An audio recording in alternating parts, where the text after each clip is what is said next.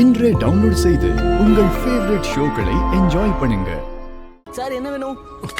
அட இந்தாங்க சார். என்ன சாப்பிடுறீங்க சொல்லுங்க. மலிஷ்கா நீ ஆர்டர் பண்ணிடு. நோ, இந்த பார்ட்டியை நான் தானே கொடுக்கறேன். அதனால உனக்கு பிடிச்சதையே நீ ஆர்டர் பண்ணு. சோ கோ ஹெட். சரி ஓகே. உன்னோட பேர் என்ன? என் பேர் சோட்டு சார். பேர் நல்லா இருக்கு. சரி சொல்லு, உன்னோட ஹோட்டல்ல தாபால என்ன ஸ்பெஷல்? சார் மெனு வேணுமா? மெனுவா? இல்ல மெனு இல்ல, மெனுலாம் வேண்டாம். இன்னைக்கு உங்ககிட்ட எது ஸ்பெஷலோ அதையே கொண்டு வந்துரு. தோ இப்போ வந்துடுறேன். போ. இன்னைக்கு புது ஐட்டம் நம்ம சாப்பிட போறோம். இது என்ன ஏதோ புதுசா ட்ரை பண்ற? என்ன ஆர்டர் பண்ண சொல்ற? எப்போ நாம வெளியே போகும்போது நீ தான் ஆர்டர் பண்ண வேண்ட எல்லா ஐட்டம்ஸ் பத்தியும் கேட்ப. இன்னைக்கே எப்படி பண்ண? ஏன்னா அப்படி தோணுச்சு. கொஞ்சம் வித்தியாசமா பண்ண. ரிஷி, இன்னைக்கு ரொம்ப நாளைக்கு அப்புறம் நம்ம வெளியில வந்திருக்கோம். இந்த மாதிரி தனியா இல்லையா? பழைய நாட்களை நிஜமா மிஸ் பண்றேன். I miss you. நான் இந்த ரிஷியை மிஸ் பண்றேன். I'm sorry Malishka. இதுக்கப்புறம் எந்த தப்பும் நடக்காம நான் பாத்துக்கிறேன். I promise. ப்ராமிஸ்? ப்ராமிஸ். உன் ப்ராமிஸை மறந்துடாத. நீ ரொம்ப பேசிக்கிட்டே இருக்க. இருங்க, என்ன பண்றீங்க? இன்னும் ஒரு போன் போட்டா பாம் பிளாஸ்ட் ஆயிடும். இந்த இடமே அழிஞ்சு போயிடும். உன்னுடைய குடும்பம், நீ எல்லாரும் செத்துருவீங்க. அப்பாவி மக்கள் இறந்துருவாங்க. அவங்க மரணத்துக்கு நீ தான் காரணமா இருப்ப. அப்புறம் மேல போயிட்டு பாவம் புண்ணிய கணக்க நீயே பாத்துக்க. பேசவா? நான் என்ன சொன்னனோ அத வாய மூடிக்கிட்டு செய். இதுக்கு முன்னாடி இப்படி ஆனதே இல்ல. ஆனா இப்ப எதுக்கு இவ்வளவு டைம் ஆகுது? ரிஷி ரிஷி ரிஷி என்ன பண்ற? லேப்டாப்பை ஏன் தூக்கி போட்டு உடைக்க பாக்குற? என்னதான் பண்றது? லேப்டாப்பை தூக்கி போடாம என்ன பண்றது லட்சுமி? எவ்வளவு நேரமா இத பண்ணிட்டு இருக்க? இந்த பிரசன்டேஷன் ஒழுங்கா வரவே மாட்டேங்குது. உனக்கு தெரியுமா? முன்னாடி எல்லாம் டக்குனு பிரசன்டேஷன் ரெடி பண்ணுவேன். இப்படி யோ வேறல சொடுக்குற நேரத்துல பண்ணுவானா? இன்னைக்கு என்ன ஆச்சுனே புரியல. வரவே மாட்டேங்குது. இப்படி எல்லாம் இருந்தா கண்டிப்பா வராது. நீ முதல்ல உட்காரு.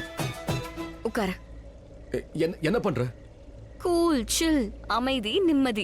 மைண்ட் எப்பெல்லாம் கூலா இருக்குமோ அப்பதான் எல்லா காரியமும் நல்லா பண்ண முடியும். நம்ம மூளைக்கு உடம்போட பவரை விட அதிகமான பவர் உண்டு. அதான் சொல்லுவாங்கல்ல, மூளை செயல்பட்டால் வழி பிறக்கும். அதனால நீ உன்னோட மைண்ட முதல்ல கூல் ஆக்கிக்க. கொஞ்ச நேரம் அமைதியா உட்காரு.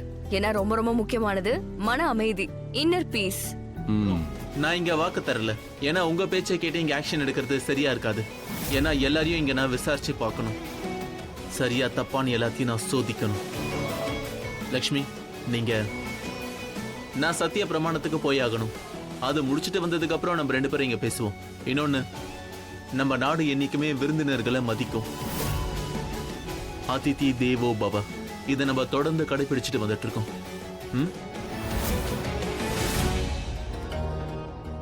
மனசளவுல நீ பாதிக்கப்பட்டேன்னு வை, அது என்னையும் பாதிக்கல. உங்ககிட்ட சொல்ற அளவுக்கு முக்கியமான விஷயம் இல்ல. அது சொல்லக்கூடிய அளவுக்கு முக்கியமான விஷயம் இல்லையா? இல்ல என்கிட்ட சொல்ல விரும்பலையா?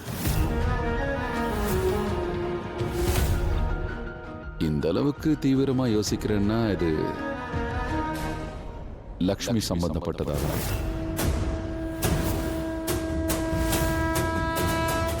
சரிதானே? நான் தான் அப்பவே சொன்னேன், உன்னை பத்தி எனக்கு ரொம்ப நல்லா தெரியும். But it's okay. டோன்ட் சொல்ல வேண்டாம்.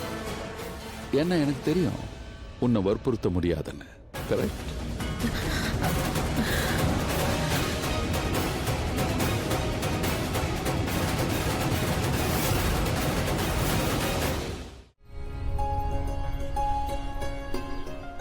அட அது மலிஷ்கா தானே?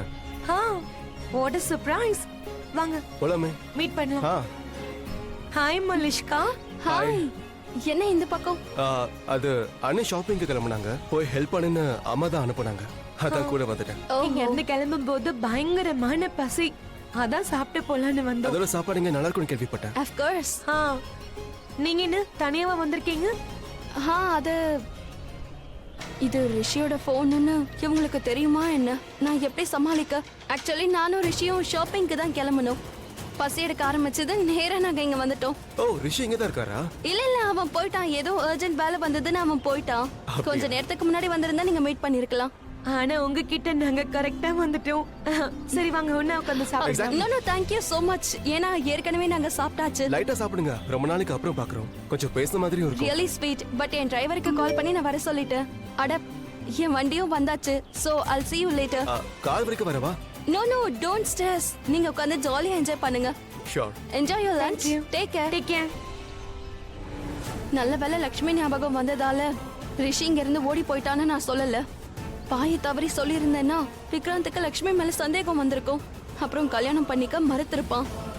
லக்ஷ்மியை நினைச்சு நான் எப்படி அலர்ட்டா இருக்கணும், அதே மாதிரி ரிஷியை நினைச்சு இவன் இருப்பான். ஓ காட், இந்த லக்ஷ்மி எல்லாருடைய வாழ்க்கையையும் பிரச்சனையாக்கி வச்சிருக்கா.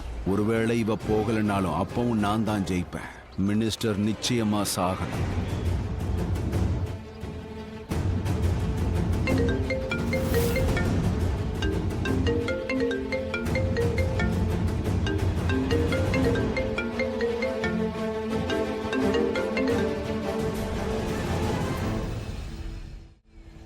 பத்ரு தயாசாகரோட வீடு, அவ பர்சனல் ஆபீஸ், எல்லா இடத்துலயும் என் ஆளுங்க தேடிட்டாங்க. யாரு கைக்கும் எதுவும் சிக்கல.